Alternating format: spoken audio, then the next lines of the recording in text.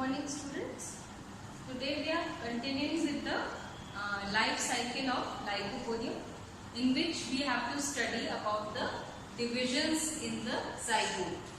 So yesterday we studied about the structure of the archegonium. Now suppose this is the archegonium and here is the zygote. Zygote, as I told you, is the first stage of the sporophytic generation.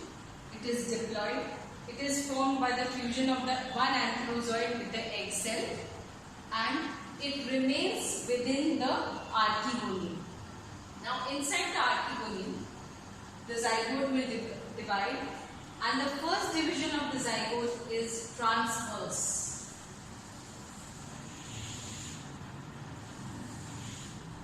Like this. Transverse means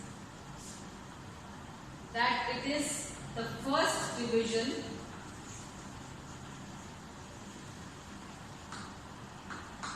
takes place at right angle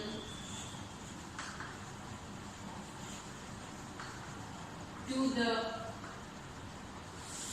neck of archegonium. So you can see that it is forming 90 degrees. That means that it is situated like this. The first division will be at right angles to the neck of the archegonium. Okay.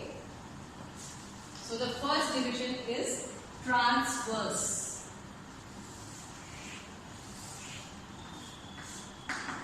Transverse, okay. अनुप्रस्थ विभाजन होता है और उससे दो cells बनती हैं. The outer cell is the suspensor cell and the inner cell is the embryonic cell. So based on the position, the inner cell is the embryonic cell and outer cell is the suspensor cell. These are the two cells that are formed. Now, after this, the next division we will see. The suspensor cell will not divide further. Okay? So the suspensor cell will remain as it is. One suspensor cell, one embryonic cell. Now, what will happen? This embryonic cell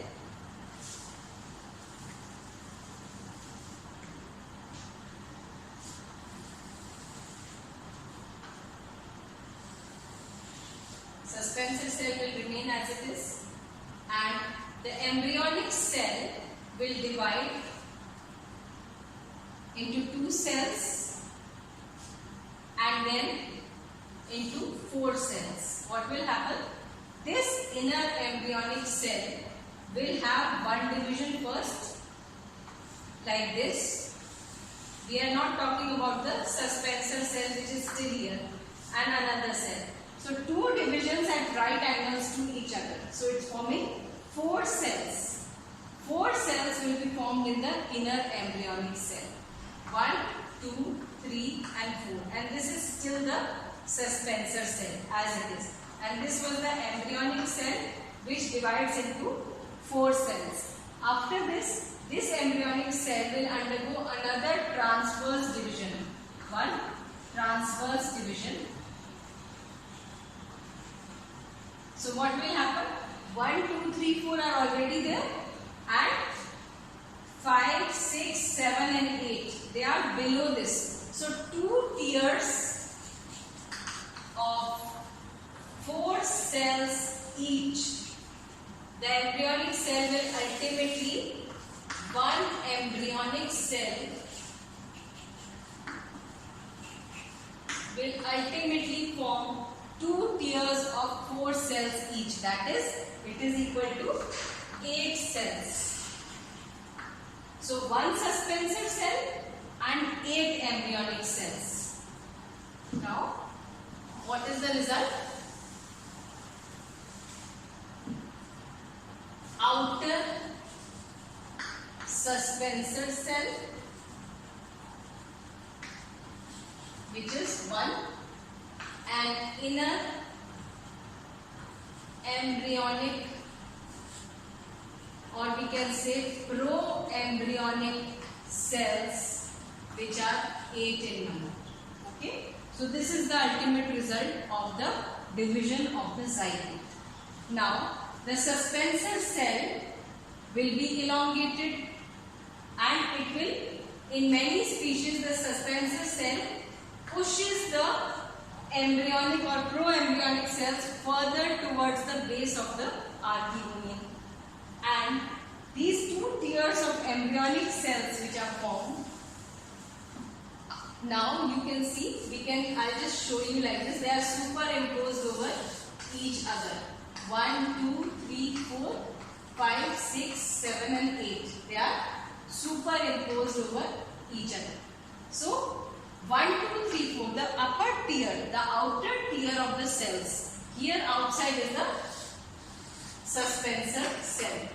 So the outer tier of this cell will form the foot, and the inner tier will form the sporophyte. Now here, till this stage, till the 9 cell stage, this means there are 9 cells total. So till the 9 cell stage, the divisions are common in both the types, in all the 3 types of prothalli. What were the 3 types of prothalli? First was Lycopodium clavatum, then Lycopodium sternum, then Lycopodium clavatum and Lycopodium phlegmaria. So on the basis of this, we had 3 types of prothalli: clavatum, sternum and phlegmaria types.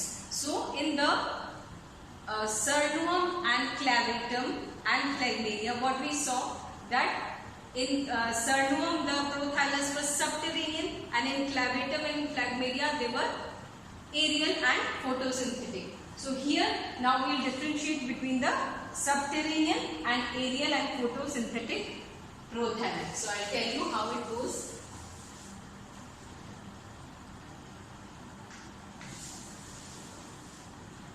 We can broadly divide the prothalli as subterranean, colorless and saprophytic,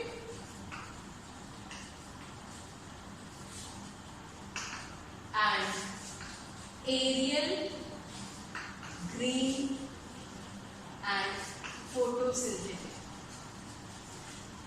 Okay.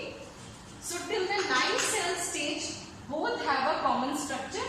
This is the suspensor cell, and 4 outer tier of 4 cells formed from the embryonic cell, and lower tier of 4 cells also formed from the embryonic cell. Now this upper tier will form a foot in the subterranean, colorless, saprophytic type, and the foot will be very large and massive.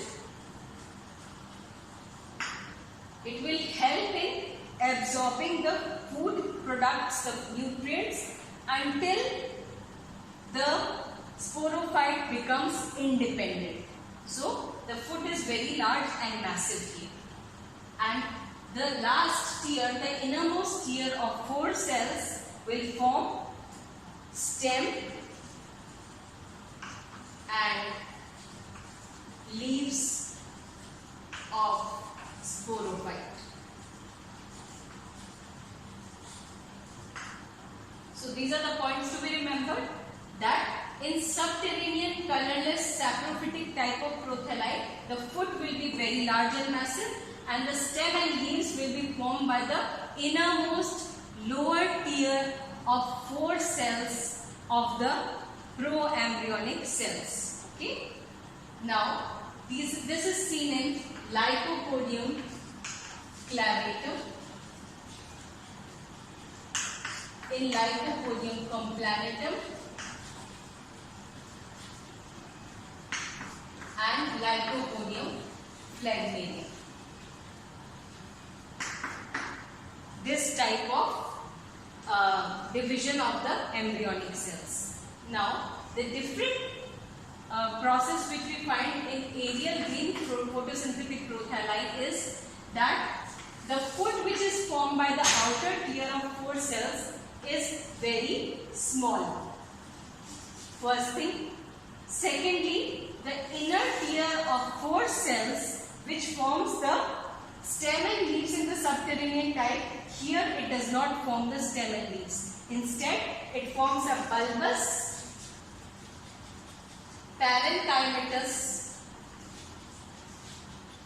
structure which is known as the protocorm. Okay. Now this intermediary structure known as the protocorm is formed, and this protocorm directly does not bear stem and leaves. What happens? The protocorm, which is a bulbous structure, irregular structure, parenchymatous structure, it bears rhizoids at its base, and it bears some leaf-like structures which are known as prophylls. Now these and later at a later stage it begins to form meristematic tissue also. Now the meristematic tissue, ultimately between the prophylls a sporophytic axis